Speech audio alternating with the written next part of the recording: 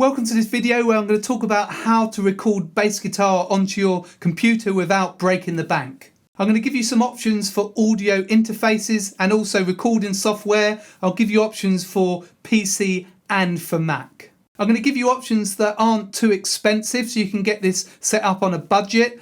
It's pretty easy when you know how to record it, so hopefully by the end of this video you have a much better idea. I'm going to talk about recording bass guitar, but this is relevant for any instrument. So if you play another instrument like guitar or keys or something like that, then you'll still get a lot out of this video. Knowing how to record yourself properly with good quality is obviously very important if you want to make an album or record some songs with a band. But it's also very, very important to record yourself if you're serious about improving on your instrument. It's hard to really know what you're playing as you're doing it. But listening to a recording can give you some direct feedback, and then you can kind of get a better idea of what you need to work on with your playing. So keep on watching and I'll launch straight into showing you how to record bass on your computer.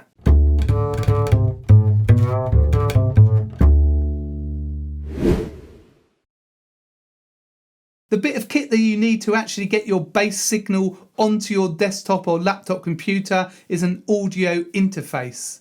They look like this and they convert the signal from a bass, a guitar, a keyboard or a microphone into a format that your computer can process. Aside from recording bass, you can also use an audio interface in place of an amp and practice this way using headphones or speakers. You can play videos or MP3s on the computer at the same time for practicing with if you want as well. You only need one or two inputs on your audio interface, which will keep costs down. There are some really good options for audio interfaces out there that don't break the bank. Companies like Behringer, Focusrite and M Audio do some great models. There's a free PDF below this video if you have a look in the description, and on that I've put different audio interfaces that I recommend, and I've also put recording software for Mac and PC, so make sure that you download that PDF. If you've got an iPad, then you can use the iRig or the iRig 2 to connect your bass. You can do this for phone and iPad. It's fairly basic, but it's a reasonable solution for practicing and recording onto an iPad or phone, and something to think about if you're on the move a lot and need a lightweight solution for a hotel room or something like that. If you're enjoying this video, then don't forget to subscribe to my channel. You can do that by pressing the red subscribe button in the corner of the screen, and if you click the bell and select all, you'll get notified as soon as I release a new video.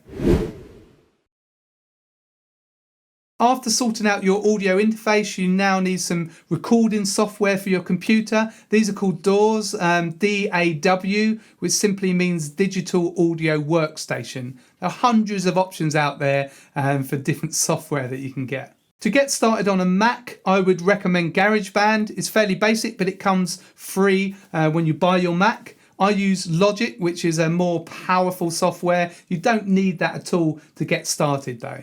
I've put a full list of different software options for Mac and PC on that free PDF. Remember, that's below this video in the description. I'll now show you a quick demo of how to get the software up and running. Now I'm using Logic, but it works in the same principle for all the different softwares that you get. So have a look through that. There's some basic principles that you need to get right. And then it's just a matter of learning the slight different variations you've got on your own software. First of all, make sure that your bass is going into your audio interface and that this is plugged into your computer. Then open your software recording program, set up a new project and then select a channel. I usually pick an audio channel if the option is there, and I don't click on a bass channel because that usually loads a virtual amp onto the channel, which I don't really want initially. Make sure that you select the correct input. Input 1 and 2 will be the inputs that you plug your bass into on the front of your audio interface.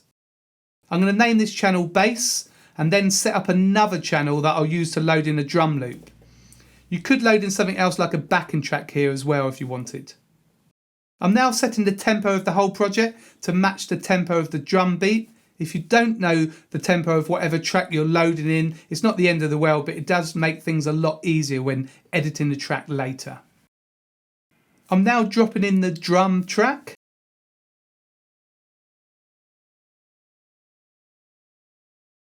Before recording in Logic and other programs, you need to select record like this on the track that you want to record onto.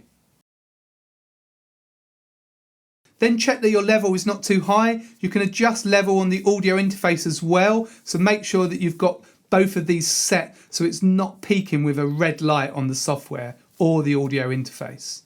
I'm using a screen recording program just to make this video, so at the moment you can't hear my bass, but usually you'd be able to hear bass at this point. I'm reducing the volume of the drum track because I know from experience that it's pretty loud. I'm now going to press record and you'll hear a counting and then the drum groove. Again, you'd usually hear bass as I'm recording here, but you can't hear it because of the screen recording program I'm currently using.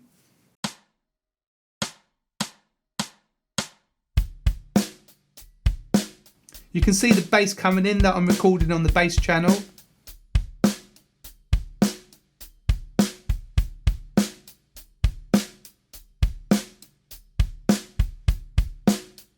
I'm now stopping record and playing the recording back for you to hear.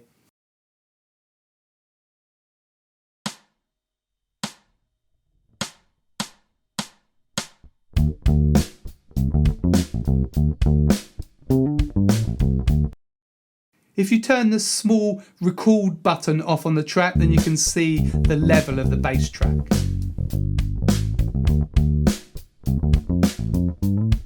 You can now add a preset EQ.